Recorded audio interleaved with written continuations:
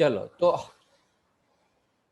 तो vector quantity क्या है और स्केलर क्वांटिटी क्या है समझते हैं। द स्केलर क्वांटिटी एक ऐसी क्वांटिटी है जिसके अंदर हमें डायरेक्शन की जरूरत नहीं पड़ती। क्या यहाँ लिखा है, it is the scalar quantity which do not required only, उसको खाली मैग्नीट्यूड होता है, इट हैज ओनली मैग्नीट्यूड।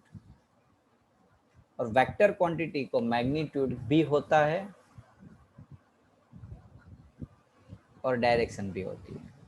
समझते हैं क्या चीज है स्केलर और वेक्टर का खेल। जैसे कि एग्जाम्पल फॉर मैंने बताया, ये जो मेरे पास एक बैग है, उस बैग का वेट है वो 5 किलोग्राम है, समझो। तो बस खत्म, 5 किलोग्राम। उसमें से ऐसा तो थोड़ी बोलना है 5 किलोग्राम नॉर्थ डायरेक्शन में, 5 किलोग्राम साउथ डायरेक्शन में, ऐसा तो नहीं बोलेगे ना। तो ये जो मास, ये जो वेट है, डेट इज हमें जो बता दिया भाई ये मास इतने किलोग्राम है, तो आपने बस समझ लिया कि उसका 5 किलोग्राम फिक्स है, इसका मास क्या है 5 किलोग्राम। लेकिन यदि समझ लो बच्चों, आप खड़े हो, आपके सामने 4 रास्ते हैं, कोई आएगा और पूछेगा आपको, ओके आप रसपान 4 रास्ते पे खड़े हो, समझ लो रसपान 4 रास्ते, कोई आके पूछ रहा है भाई सुकन कहाँ है, तब बोल दोगे 200 मीटर दूर। क्या बोलोगे आप? 200 मीटर दूर। क्या इस 200 मीटर का आंसर सफिशिएंट है उस बंदे के लिए जिसने आपको ये क्वेश्चन पूछा है? हाँ ना बोलो।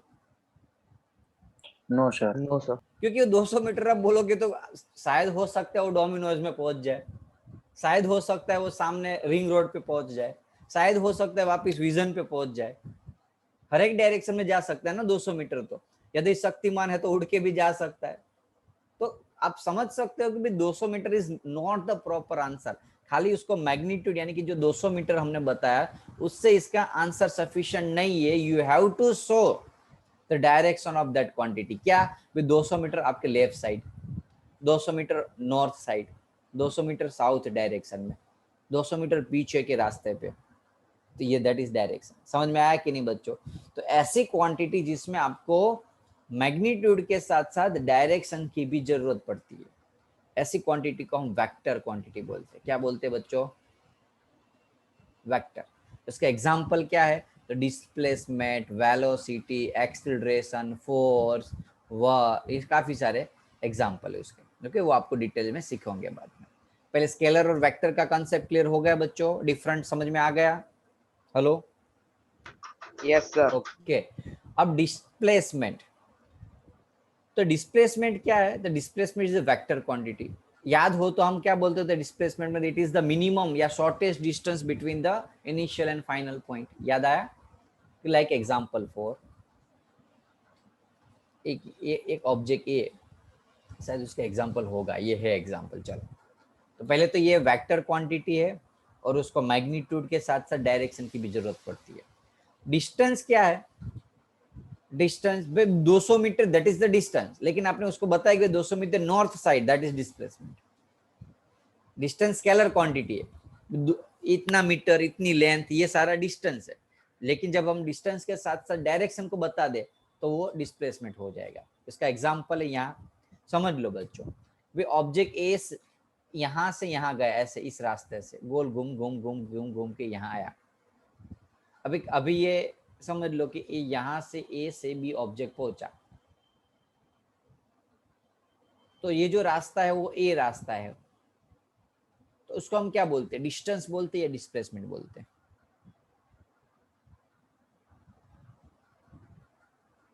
बोलो बच्चों। ये जो रास्ता है ए और बी का, total path covered by the object, उसको हम क्या बोलते हैं?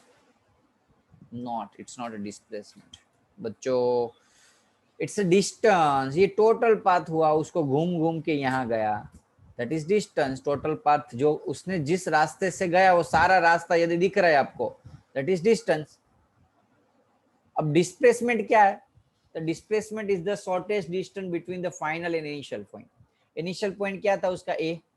फाइनल पॉइंट क्या था? बी। तो ए और बी का जो शॉर्टेस्ट डिस्टेंस है, भले वो रास्ता नहीं है, वो कोई पाथ नहीं है, उससे वो गया भी नहीं है, लेकिन वो जो डिस्टेंस है उसको हम शॉर्टेस्ट डिस्टेंस, उसको हम डिस्प्लेसमेंट बोलते हैं। उसको हम क्या बोलते हैं बच्चों? गया वो ऊपर से ही, लेकिन फिर भी उसको नीचे वाले को डिस्प्लेसमेंट बोलते हैं और उसको हम डिस्टेंस बोलते हैं। हाँ ना बोलो। ऑलरेडी बच्चों ये 9th स्टैंडर्ड का टॉपिक है, वो तो 11 साइंस के अंदर आएगा ना, तब डिटेल में नहीं बात करेंगे कोई फैकल्टी। एक मिनट हो, डिस्प्लेसमेंट,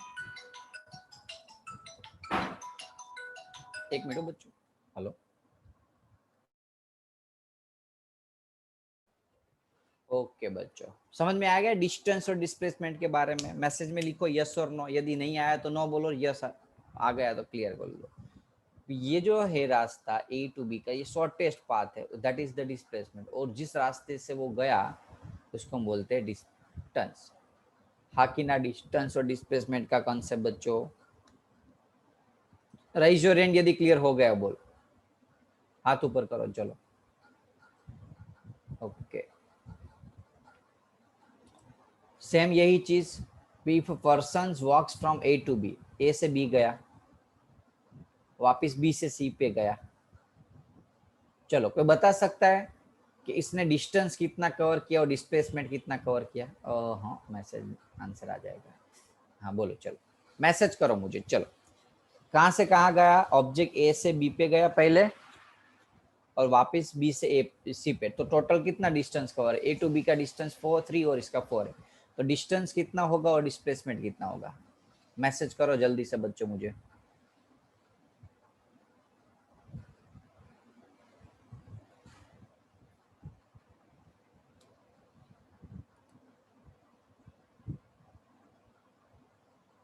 ओके, विहान का आंसर है। बाकी के स्टूडेंट क्या कर रहे हो? जल्दी करो फटाफट, send your answer in the chat box.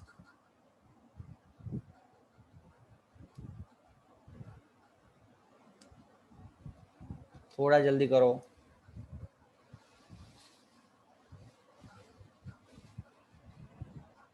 देखो बच्चों, यदि रिजल्ट लाना है ना तो इन्वॉल्वमेंट रखना पड़ेगा लेक्चर्स के अंदर। यदि आप लेक्चर्स के अंदर इन्वॉल्वमेंट नहीं रखोगे तो it is not possible to having the good result, right? So most of the student का आंसर आया हुआ है डिस्टेंस 7 और डिस्प्लेसमेंट 5। सही है बच्चों सभी का आंसर। कैसे? तो डिस्टेंस यानी कि टोटल पाथ, तो टोटल पाथ यहाँ से 3 और ऊपर 4, तो टोटल हुआ 7। और डिस्प्लेसमेंट तो शॉर्टेस्ट डिस्टेंस, ए और सी के बीच का शॉर्टेस्ट, इससे छोटा डिस्टेंस कोई नहीं हो सकता। यदि आपको ए से सी पहुंचना है तो यदि रास्ता हो शॉर्टेस्ट, तो इसका शॉर्टेस्ट रास्ता ये हो सकता है, डिस्टेंस ये हो सकता है, दैट इज 5 सेंटीमीटर। तो बच्चों डिस्टेंस डिस्प्लेसमेंट क्लियर हो गया बच्चों? Rise your hand. अब आगे बढ़े स्पीड एंड वेलोसिटी से। तो स्पीड यानी कि क्या? तो डिस्टेंस अपॉन टाइम। स्पीड यानी कि डिस्टेंस अपॉन टाइम, यानी कि मैं बोल रहा हूँ कि मेरी डिस्टेंस मैंने 20 किलोमीटर कवर किया कितने मिनट में? 5 मिनट में, तो 4 उसकी स्पीड हुई। कितना डिस्टेंस? 20, कितने मिनट में? 4, तो उसकी स्पीड कितनी हुई? 20/4। ये ऑलरेडी पता है स्पीड के बारे में। यूनिट तो डिस्टेंस का होता है सेंटीमीटर या मीटर, टाइम का होता है सेकंड, सेंटीमीटर पर सेकंड। बोलो क्लियर है? हाँ ना बोलो। स्पीड का कॉन्सेप्ट, स्पीड स्केलर क्वांटिटी है। बोलो, कोई बता सकता है उसको स्केलर का नाम क्यों दिया हमने? क्योंकि ऊपर डिस्टेंस आता है, डिस्टेंस स्केलर है ना, इसलिए स्पीड भी क्या हो गया? स्केलर आ गया। नेक्स्ट हम वेलोसिटी के बारे में बात करते हैं। तो वेलोसिटी का यूनिट है डिस्प्लेसमेंट, वेलोसिटी का यूनिट है डिस्प्लेसमेंट, और टाइम का है सेकंड, सॉरी डिस्प्लेसमेंट का यूनिट होगा सेंटीमीटर मीटर, इसका सेकंड, सेंटीमीटर पर सेकंड वेलोसिटी का यूनिट हुआ। तो ये चीज़ आप खास ध्यान रखना, सेंटीमीटर पर सेकंड या मीटर पर सेकंड भी लिख सकते हो।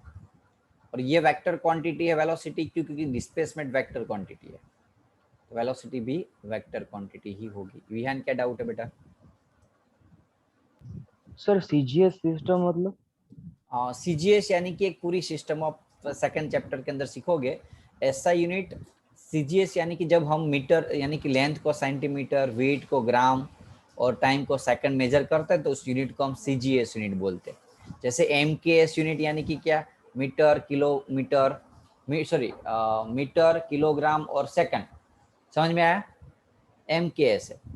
ऐसे सीजीएस है सेंटीमीटर लेंथ का, ये मास का और ये टाइम का, तो ये यूनिट फिक्स कर दिया।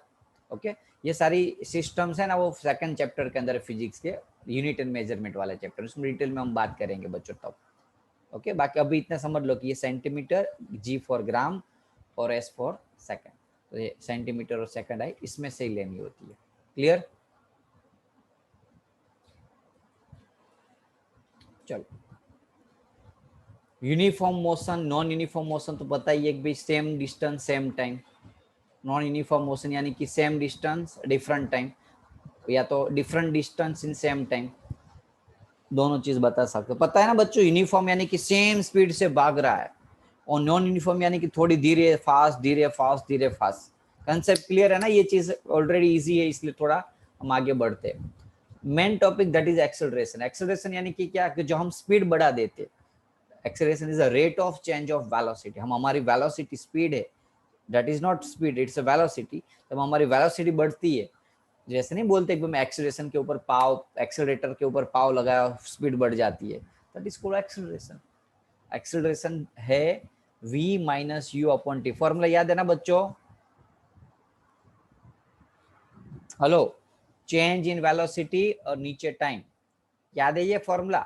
वे ऑब्जेक्ट या इनिशियल वेलोसिटी u से v वेलोसिटी पे पहुंचता है तो उसका एक्सेलरेशन कितना होता है? v minus final velocity minus initial velocity और नीचे टोटल टाइम। कितने स्टूडेंट्स को ये पता था? Raise your hand. 9th standard का concept, raise your hand. Okay, चलो, उसका यूनिट क्या है? मीटर पर सेकंड स्क्वायर। अब देखो एक्सेलरेशन का मीटर पर सेकंड स्क्वायर कैसे आया, हम डिराइव करते उसका कंसेप्ट। ऊपर क्या है? वेलोसिटी, और नीचे क्या है? टाइम। तो वेलोसिटी का क्या था? मीटर पर सेकंड, अपॉन में टाइम का क्या है? सेकंड, तो सेकंड नीचे आ जाएगा तो सेकंड स्क्वायर हो जाएगा। ओके, आपको ऐसे भी लिख सकते हो, या तो सेकंड को ऊपर ले लो तो माइनस पावर हो जाता है। दोनों तरीके से ये दोनों लिख सकते हो। बोलो, कॉन्सेप्ट क्लियर है बच्चों? हाँ ना बोलो। ओके, तो डेट इज एक्सेलरेशन। ओके, हम डिटेल में ज़्यादा नहीं जाते, वैसे सारी चीज़ आप मोशन वाले चैप्टर, थर्ड चैप्टर के अंदर सीखोगे।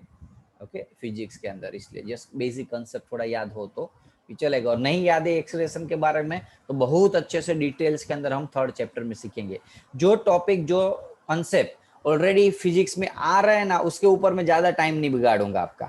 ऐसे टॉपिक जो मैं नहीं सिखाने वाला हूँ वो अभी सिखा दूंगा। जैसे ये बोले ऑलरेडी सीख चुके लेकिन फिर भी सीखने वाले हो, कौन सा? एक्सेलरेशन मोशन वाले चैप्टर का, तो वो आपको मैं बता दूंगा। डिसएक्सेलरेशन का कॉन्सेप्ट पता होना चाहिए, तो उसको रिटार्डेशन मोशन बोलते हैं। जब हमारी स्पीड डिक्रीज होती है, स्पीड क्या होती है? डिक्रीज, तो उसको हम बोलते हैं नेगेटिव एक्सेलरेशन। नेगेटिव एक्सेलरेशन या तो डिसएक्सेलरेशन या तो रिटार्डेशन। क्लियर है बच्चों? हाँ ना बोलो। रिटार्डेशन मोशन, स्पीड जब कम होती है, ब्रेक लगाते हैं। ओके, इंस्टेंटेनियस एक्सेलरेशन यानी कि क्या? इंस्टेंटेनियस एक्सेलरेशन यानी कि क्या? भी कोई भी टाइम का एग्जैक्ट एक्सेलरेशन। जैसे कि समझ लो, आपने कार के ऊपर, एक्सेलरेटर के ऊपर पाव लगाया, कितने बजे? 7 बजे। तो आपने 7 बजे और 7:05 को चेक किया कि इनिशियल यू था, फाइनल वी था, और टाइम लगा 5 मिनट। तो बाद में ये फॉर्मूला लगा दिया v minus you.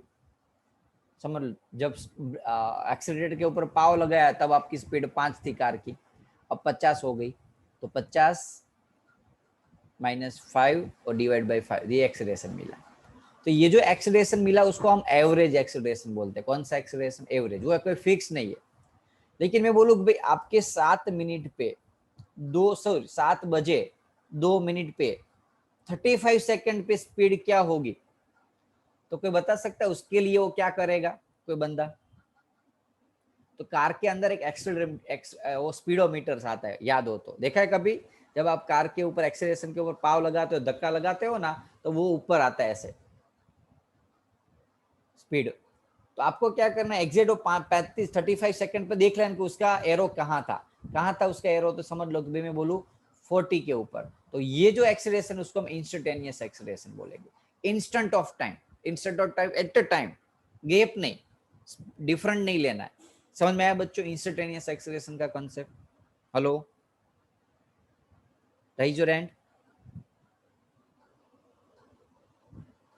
Instantaneous acceleration यानी कि एट अ टाइम ऑफ, जो मैंने बोला कि भाई 7 बजे 2 मिनट पे 35 सेकंड पे स्पीड कितनी है, सॉरी एक्सेलरेशन कितना है, तो वो जो एक्सेलरेशन होगा उसको हम बोलेंगे इंस्टेंटेनियस एक्सेलरेशन। क्या बोलेंगे उसको हम? Instantaneous acceleration. साफ एग्जैक्ट, ये तो डिफरेंट मिला हमें, दो अलग अलग स्पीड का हमने एवरेज निकाला तब जाके मिला, दैट इज एवरेज एक्सेलरेशन। हर बार पे वो सेम नहीं होता। 45 यहाँ समझ लो हमारा 45/9 5 आया, तो आंसर आया 9। ये 9 है ना, वो एवरेज है, लेकिन जो 9.5 8.5 8.2 7.1 ये जो अलग अलग वैल्यूज होती रहती है 5 मिनट के गैप में, वो जो एक्सेलरेशन वो इंस्टेंटेनियस एक्सेलरेशन। लेकिन वो इंस्टेंटेनियस एक्सेलरेशन हम फाइंड नहीं करने बैठेंगे, क्योंकि जब हम 35 सेकंड पे घर वॉच पे देखेंगे और ऊपर देखने जाएंगे और कैलकुलेशन करने जाएंगे, तब यहाँ तो 38 सेकंड हो गई होगी। So instantaneous acceleration is very difficult to measure. So that's why we can measure the average acceleration. इसका डिटेल में बहुत अच्छा सा एक पूरा 2 से 3 लेक्चर का कॉन्सेप्ट है। ओके, इसके ऊपर हम बात करते हैं फिजिक्स के अंदर। ओके, लेकिन अभी जस्ट कॉन्सेप्ट फील करवाया मैंने आपको। बाद में यूनिफॉर्म एक्सेलरेशन तो पता है कि भाई सेम स्पीड इक्वल डिस्टेंस में बढ़ती है। नॉन यूनिफॉर्म भी पता है। थोड़े से नोट से इंपॉर्टेंट कॉन्सेप्ट है जो आपको याद रखने जरूरी है। कि जब मैं ऐसा बोलूँ कि जो ऑब्जेक्ट, समझ लो बच्चों, ए पॉइंट से गया था बी पॉइंट तक और वापिस ए पॉइंट पे आया, तो बता सकते हो उसका डिस्प्लेसमेंट कितना हुआ बच्चों? हेलो हेलो, मैसेज करो, उसका डिस्प्लेसमेंट कितना होगा जब ए पॉइंट से गया बी पॉइंट तक और वापिस बी से ए पे पहुंच गया, तो उसका डिस्प्लेसमेंट होगा, यस भैया, आंसर आएगा 0। क्या आएगा? 0। तो ये स्टेटमेंट याद रखना है। जब बॉडी वही पोजीशन पे आ जाती है वापिस, तो उसका डिस्प्लेसमेंट 0 होता है। जब बॉडी रेस्ट पे हो, तो इनिशियल वेलोसिटी उसका 0 होता है। जब बॉडी रेस्ट पे हो फाइनली उसका, तो जब भी रेस्ट पे हो ना, तो वेलोसिटी 0 होती है, ध्यान रखो। और ऑब्जेक्ट जब यूनिफॉर्म मोशन में हो, यूनिफॉर्म वेलोसिटी सेम है, यहाँ से यहाँ अगर सेम स्पीड से जा रहा था, तो एक्सेलरेशन उसका 0 है। ऑटो मोड नहीं बोलते, speed constant, that is for acceleration 0। Acceleration कब आएगा?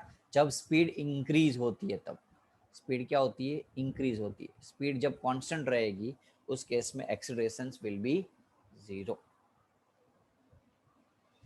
क्लियर है बच्चों कॉन्सेप्ट? यस और नो? तो ऐसे छोटे छोटे टॉपिक, ऐसे छोटे छोटे इंपॉर्टेंट कॉन्सेप्ट रिकॉलिंग करवाने होंगे हमें ब्रिज कोर्स। वैसे ये सारे टॉपिक ऑलरेडी आप पढ़ चुके हो, लेकिन फिर भी मुझे एक्सप्लेनेशन करने की जरूरत है, क्योंकि रिकॉलिंग करना है। ओके, तो अभी हमने जो टॉपिक सीखा, कौन कौन सा? यूनिट ऑफ डिफरेंट क्वांटिटी और काइनेमेटिक्स।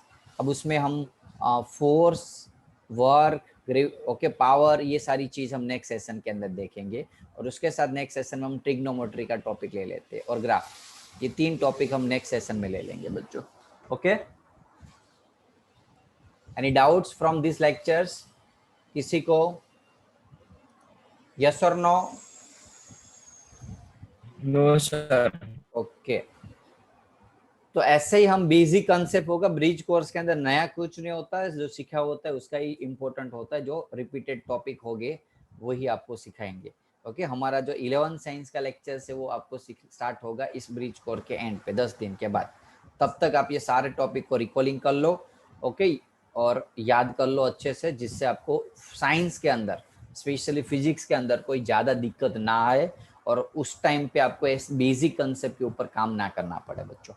ओके, कल का लेक्चर्स का जो टाइम है, वो लिंक है, वो मैं आपको मैसेज आज शाम को या कल मॉर्निंग को अंदर कर दूंगा। और आपके जितने भी कोई फ्रेंड सर्कल है जिसको साइंस लेना हो, okay, then he can join for this bridge course. It's totally free, इसका कोई चार्ज नहीं होगा। जैसे तो हम ये सारे ब्रिज कोर्स जो होते हैं उसका चार्ज रहता है, लेकिन हमने इसको कोई चार्ज नहीं रखा हुआ है। ओके, आज का जो होमवर्क होगा, तो आज के जो टॉपिक समझा है उसके ऊपर थोड़ा सा काम करना है आपको, उसके रीडिंग करना है।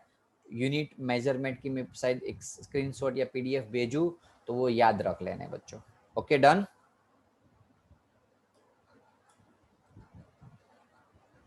तो यहाँ हम लेक्चर्स रखते हैं।